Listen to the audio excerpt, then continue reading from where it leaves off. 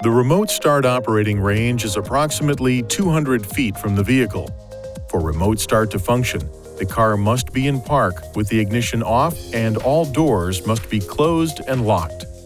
Laws in some communities and states may restrict or forbid the use of remote starters or require a person using remote start to have the vehicle in view.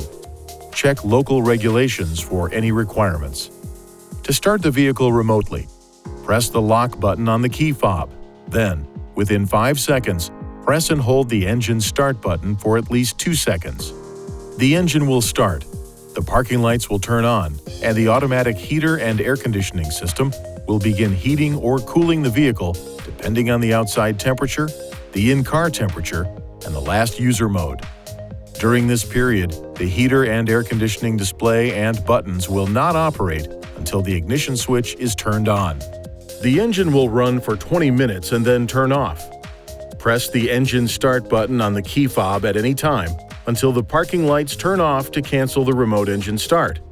After one remote start, the ignition switch must be cycled from on to off before remote start can be used again. Please see your owner's manual for important safety information, system limitations, and additional operating and feature information.